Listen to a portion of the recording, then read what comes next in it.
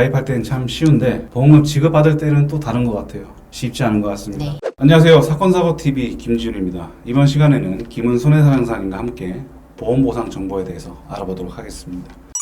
오늘 알려주신 내용은 어떤 건가요? 오늘은 시청자 여러분께 유병자 보험에 대해서 한번 알려드리려고 준비를 해봤습니다. 네, 유병자 보험 최근에 많이 판매가 되고 있죠.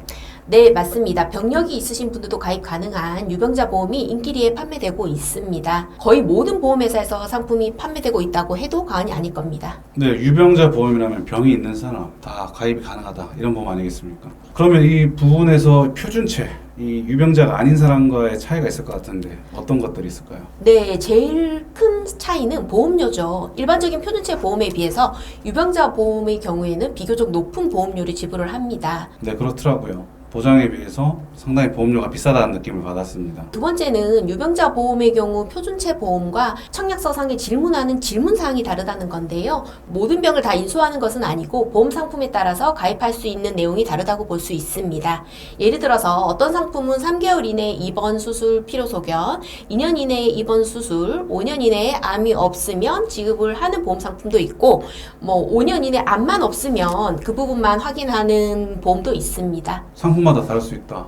그러니까 이제 기존에 병이 있거나 장애가 있는 경우에도 보험 가입이 가능하기 때문에 보상받을 때는 이제 문제없이 쉽게 지급된다.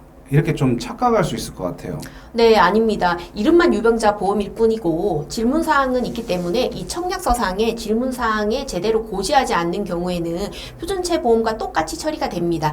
즉 청약서상에 질문사항에 해당이 되어서 알려야 함에도 병력을 고지하지 않는 경우에는 보험금을 지급받지 못하거나 계약이 해지될 수도 있는 거죠. 다만 표준체 보험과 유병자 보험은 청약서 질문사항이 다를 뿐입니다. 3개월 이내에 의사로부터 추가 검사를 권유받았는데 이것을 알리지 않았어요. 그리고 유병자 보험을 가입했다. 그런데 이 병이 가입 후에 추가 검사를 통해서 진단됐다. 이럴 때는 역시 똑같이 보험금을 지급받지 못할 수도 있다는 거죠. 네, 그렇죠. 계약전 알릴 의무 위반에 해당이 되고 인과관계가 있는 상황이 되니까요.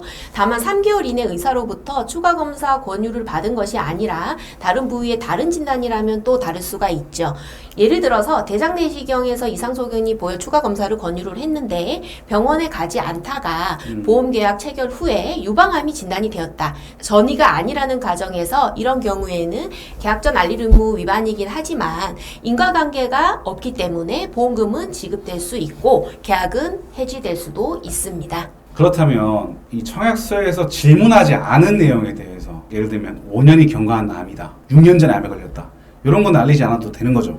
네, 맞습니다. 청약서에서 질문하지 않은 내용을 가지고 보험회사에서는 문제를 삼을 수가 없습니다.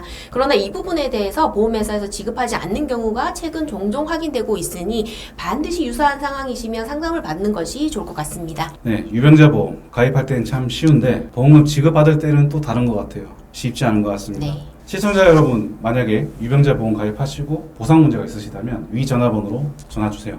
상담 도와드리겠습니다. 네, 이번 시간에는 김은 손해사장사님 모시고 유병자 보험 보상에 대해서 알아봤습니다. 영상 시청해 주셔서 감사합니다.